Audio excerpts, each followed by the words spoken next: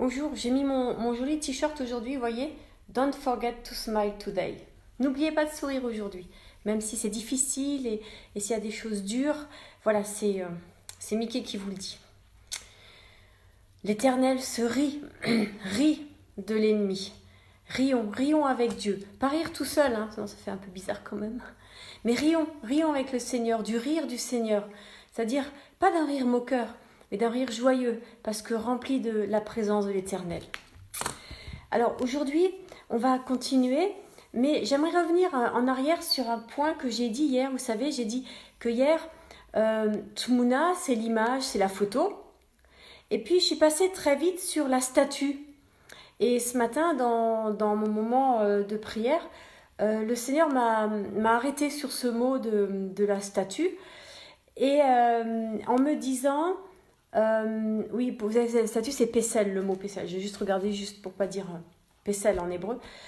Et en me disant, mais c'est important, autant l'image fige les choses, autant la statue durcit les choses. Voilà. Et j'avais à cœur de finir ce message d'hier, parce que le Seigneur me demandait ça ce matin en disant, mais va au bout. Et attention, voilà ce que dit le Seigneur dans cette parole. Attention à ce que vos cœurs ne s'endurcissent pas. Et ça, c'est quelque chose qu'on a déjà beaucoup entendu dans la parole, hein, que nos cœurs sont durs comme de la pierre, qui veut être transformé en cœur de chair. Voilà.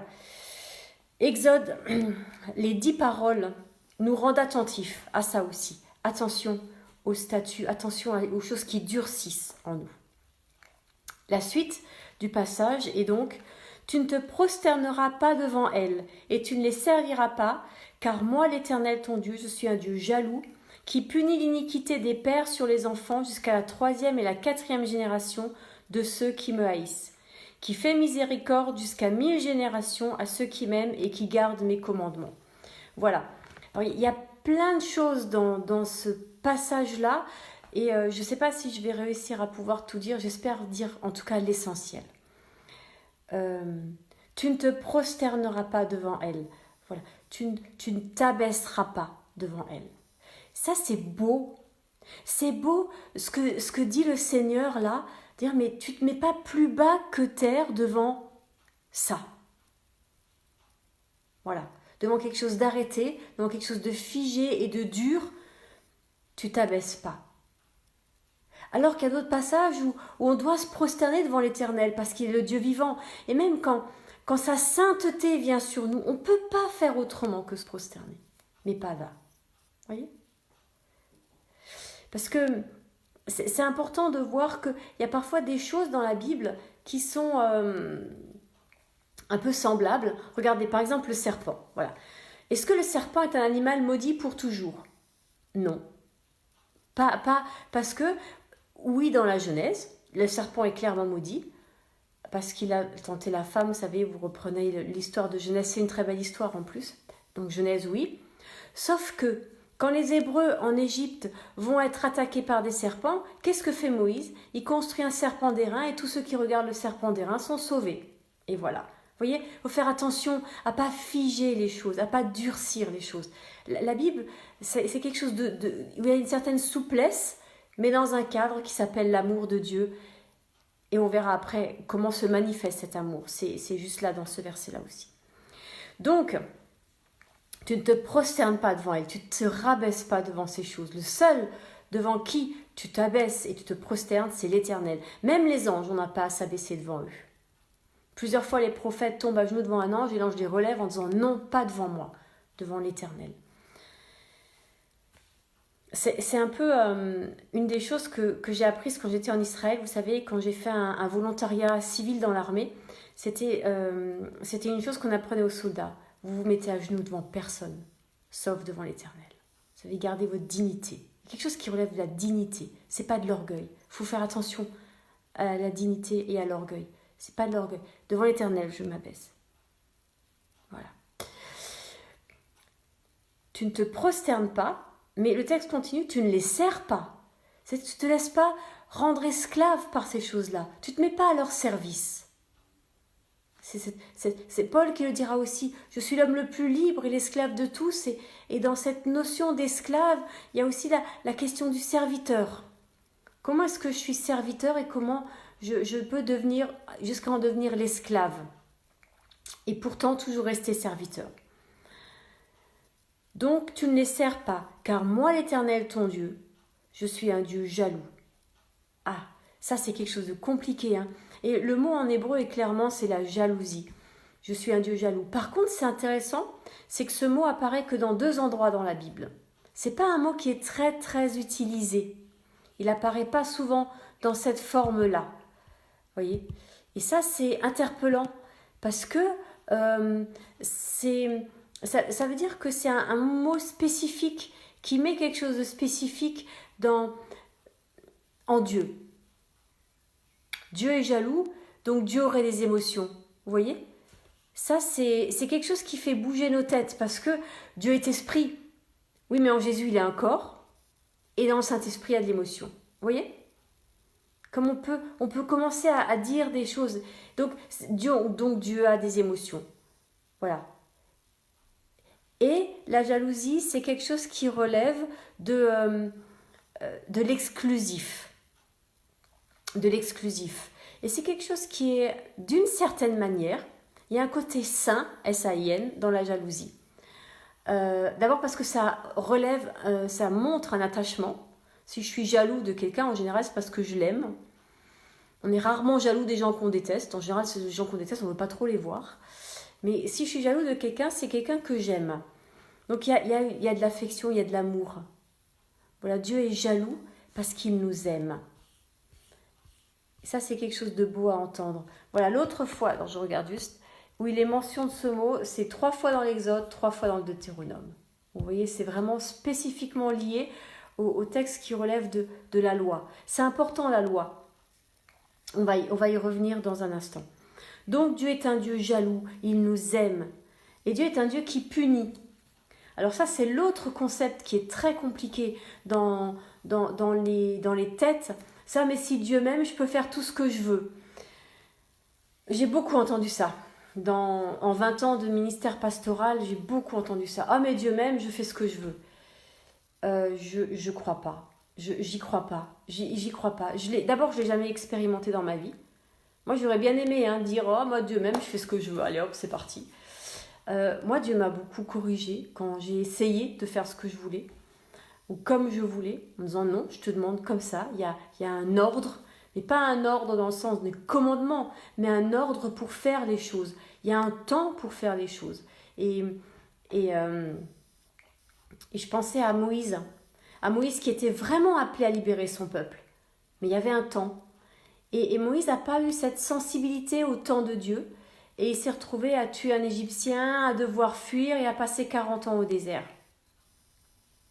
Dieu l'a utilisé en bien, l'a tourné en bien.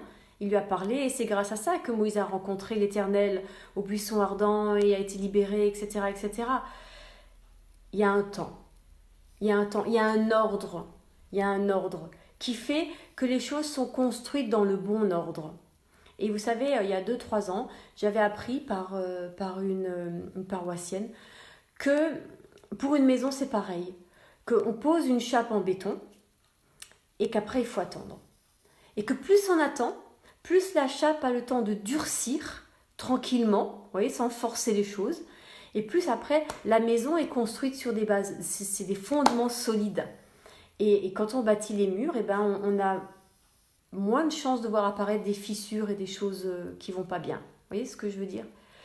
Alors, ce temps de confinement, c'est long.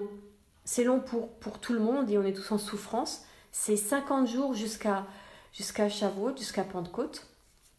C'est long. Mais c'est le temps pour que le fondement posé à Pâques, Jésus-Christ, la résurrection, pour que ça descende.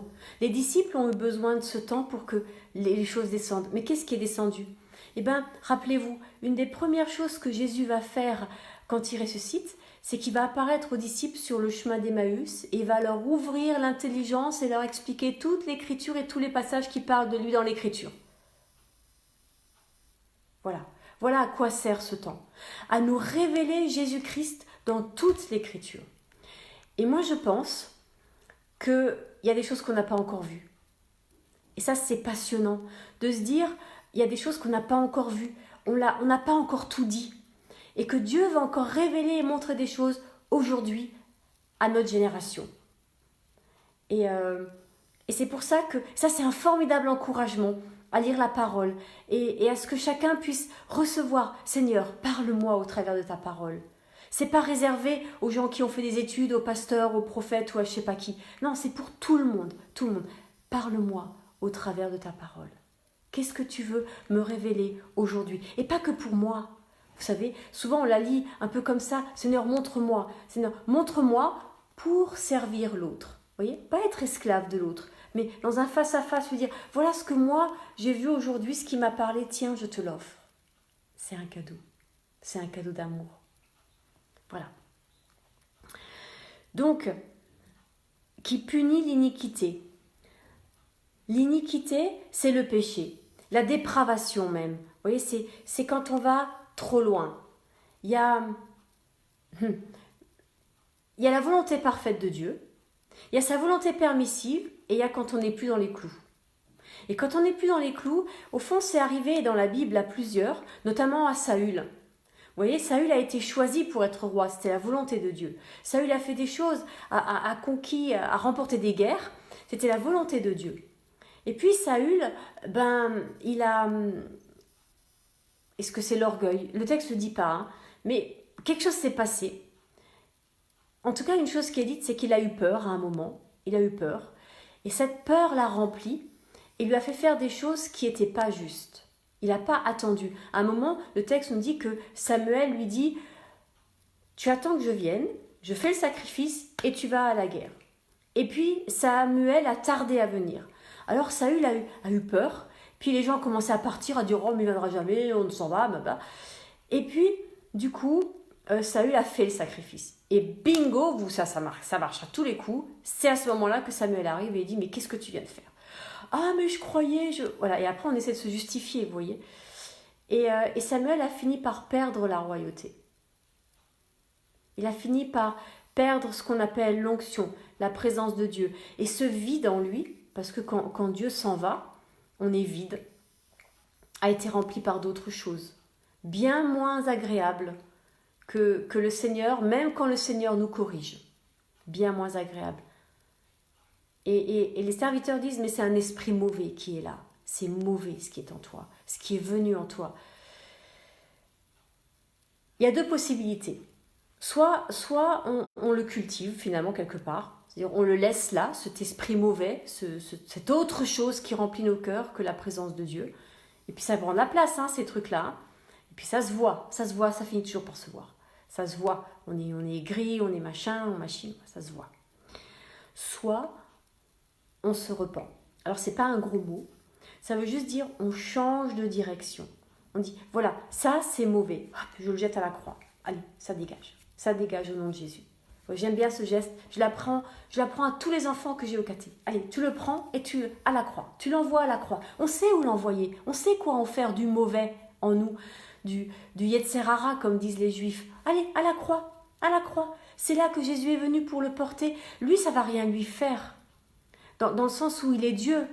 Après, ça l'a tué, mon péché. C'était la volonté. Il est mort à ma place pour que moi, ça ne me tue pas. Mais je ne reste pas vide. Je prends sa paix, sa présence et je cultive ça dans mon cœur. Vous voyez, c'est pas tout de dire Seigneur, donne-moi ta paix. Et si dans la demi-heure qui suit ou parfois dans les 5 minutes qui suivent, je vais machiner et dire dire des gros mots ou insulter les gens ou faire je sais pas quoi. Vous voyez, c'est à moi de cultiver ces choses-là. C'est à moi de prendre soin de mon jardin intérieur. Donc, Dieu punit l'iniquité. L'iniquité, c'est ce ratage de cible. Si je choisis de ne pas revenir, je choisis de ne pas revenir. Ou alors je choisis de revenir. Et vous voyez, choisir de revenir, plus on connaît le Seigneur, plus on le fait vite. Parce que au début de la conversion, on doit, en fonction du nombre d'années qu'on a passé sans le Seigneur, moi j'avais 19 ans, mais quand même j'avais quelques baobabs bien costauds à devoir arracher. Et une fois qu'on a arraché 2 ou 3 baobabs dans sa vie, on se dit qu'on ne va pas attendre que ce soit un baobab. On va s'occuper de ses racines, de ses pousses d'amertume bien avant. de la colère qui est une émotion et qui est bonne, parce que quand quelque chose d'injuste vous arrive, c'est normal de se mettre en colère. Attention, ne te couche pas sur ta colère. Vous voyez, ne dors pas, c'est-à-dire ne rumine pas ta colère. Hop, à la croix. Une blessure quelconque, une parole méchante, peu importe, exprès ou pas exprès d'ailleurs. Hein. La Bible dit il y a des choses exprès, des choses pas exprès aussi, on peut faire pas exprès. C'est pas très français, mais ça marche. Hop, voyez. Et je cultive autre chose. Autre chose. J'avais fait ça une fois un été où je m'occupais des enfants à Psalmodie à musique. Et je faisais l'enseignement cette année-là. Et puis je les avais fait travailler dans le jardin. Et je leur avais donné toutes sortes d'outils. Et juste pour leur montrer que Dieu nous donne les outils adéquats. Et le premier outil qu'il nous donne, c'est sa parole. Mais dans sa parole, il y a encore des outils spécifiques. Il y a la paix, la joie, l'amour, vous voyez. C'est pas tout pareil. Et c'est pas tout au même moment que ça vient dans nos vies. Et donc avec les enfants, il y en a un notamment qui, dans le lot, il y avait une hache. Alors je vous rassure, n'ayez pas peur. Elle était tellement pas coupante que rien ne pouvait se passer. Et on était 2-3 adultes à encadrer ces enfants. Je vous dis ça parce qu'après les gens, on peut avoir peur en disant « Oh, qu'est-ce qu'elle a fait ?» Non, on était là, on entourait, on a fait attention. Et le gamin, l'enfant avec l'âge, on veillait particulièrement sur cet instrument-là, pas sur l'enfant qui était très bien. Et puis il disait, et je leur disais, voilà, votre mission avec ces outils, c'est d'arracher les mauvaises herbes. Et j'avais fait exprès pour qu'il n'y ait pas assez d'outils. Et juste pour qu'ils puissent expérimenter la difficulté de la chose, de dire, il y a des outils qui ne sont pas appropriés. Et puis avec les mains, c'est plus difficile. Et puis, vous voyez, et de le faire concrètement, alors c'est des enfants, c'est possible, mais ce serait bien de le faire aussi avec des adultes. Parce que c'est de toucher les choses dans le réel, ça leur donne finalement plus de réalité. Ça leur donne plus de réalité. Donc, je punis jusqu'à la 3e et la 4e génération ceux qui me haïssent. Il faut vraiment haïr l'Éternel. C'est un mot fort, hein. C'est vraiment être odieux. C'est trouver Dieu odieux. Je veux dire, quelqu'un ne peut pas dire « je hais l'Éternel », je trouve Dieu odieux sans le connaître. Et je ne connais pas de gens qui, connaissant Dieu, arrivent à dire ça. Vous voyez ce que je veux dire? C'est quelque chose de tellement improbable. Et c'est touchant de voir que Dieu met une limite aux choses. Alors, oui, je punis l'iniquité jusqu'à la 3e et la 4e génération, mais de l'autre côté, Dieu va dire, je fais miséricorde jusqu'à 1000 générations. Vous voyez, il n'y a aucune commune mesure entre les deux. Il n'y a aucune commune mesure. Dieu est tellement rempli d'amour qu'il nous fait supporter les conséquences de nos actes le moins longtemps possible.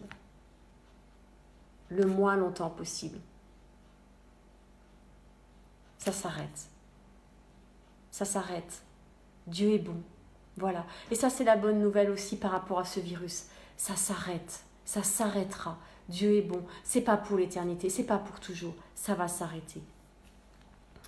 Et je fais miséricorde. Miséricorde, c'est sa grâce et sa bienveillance. Le mot utilisé là, c'est pas l'amour. C'est sa grâce et sa bienveillance. C'est son bon regard sur nous. C'est ses clins d'yeux. Vous voyez comme ça, petit clin d'œil. Pour ceux qui m'aiment. Aimer, c'est relationner. Et puis, l'amour n'est pas tout seul, parce qu'on peut dire « Oh, je t'aime ». Et puis, vous savez, moi, on rencontre tous des gens dans nos vies. Hein. J'ai rencontré une fois, il y a très très très longtemps, une dame qui aimait, qui avait tellement d'amour en elle qu'elle m'a expliqué qu'elle trompait son mari parce qu'elle avait trop d'amour en elle à donner. C'est une théorie, c'est possible après tout. Hein. Elle était tellement pleine d'amour qu'elle trompait son mari. Ok. C'est pas comme ça que je vois les choses, mais c'est une théorie. Vous voyez ce que je veux dire ? Si on met que l'amour, on peut dire, j'allais presque dire à peu près n'importe quoi. L'amour, c'est tellement... Ah, mais je t'aime. Ouais. Aime-moi moins alors. Hein. Ouais. Et c'est là où le texte va équilibrer qui m'aime et qui garde mes commandements. Si tu m'aimes, alors voilà les commandements qui vont avec. Et le mot est fort parce que le mot en hébreu pour commandement, c'est tsava.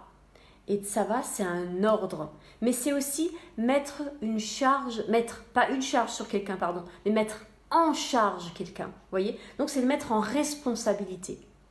L'amour rend responsable. Ça veut dire que aimer Dieu et garder ses commandements, c'est être responsable.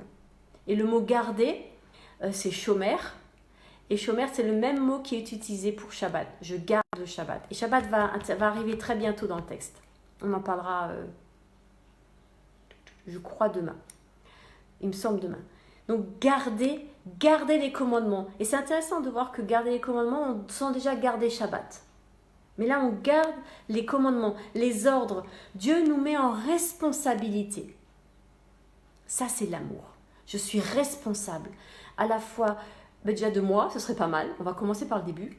De ce que je dis, ça c'est bien aussi. Et c'est là où Dieu nous fait la grâce de demander pardon, d'apprendre, de nous corriger, d'avancer. Vous voyez, le péché, il y a le péché d'un côté, qu'on a vu avant, et la grâce de demander du pardon. De demander pardon. Et entre les deux, il y a cette parole que moi j'ai appris à dire aux enfants, parce que les enfants chrétiens, l'air de rien, ils ont bien pigé le truc. Ils font une bêtise et disent « Oh pardon !» Et puis alors bon, quand c'est la 30 millième fois, bon d'accord, c'est exagéré. Quand c'est la 15 millième fois, que c'est la même bêtise, ok. Et bien ils vous balancent ce verset, nos petits enfants chrétiens là, qui connaissent un peu leur Bible, ils vous balancent « Ah mais t'es obligé de me pardonner jusqu'à cette fois, 77 fois. » Et là, vous êtes juste estomaqué parce que zut flûte, comment je réponds à ça? Et bien la réponse, elle se situe ailleurs. C'est Jésus qui la donne. Jésus, chaque fois, il va dire, après une guérison, après une parole à quelqu'un, va et ne pêche plus. Alors maintenant, moi, je leur réponds ça. Je dis, va, je te pardonne, ne pêche plus, ne recommence pas. Change de comportement. Et ça, c'est autrement plus difficile que de dire, pardon, pardon, pardon, pardon, pardon, pardon. Ça se décline sur tous les tons, sur tous les modes. Ne pêche plus. Va, avance avec ça. Vous voyez, ce va, avance et ne pêche plus. Alors, voilà, l'amour est équilibré le commandement avec la loi dans la Genèse, mais Jésus va dire la même chose sur la question de la loi. Et souvent, les chrétiens disent « Ah, mais on n'est plus sous la loi, on est sous la grâce. » Et dans une vidéo précédente, j'ai dit « Attention, la loi sans la grâce, alors la loi sans la grâce, on est un squelette. La grâce sans la loi, on est un mollusque, on n'a plus de squelette. C'est l'équilibre des deux. Pourquoi? Qu'est-ce qu'on veut dire quand on dit on n'est plus sous la loi?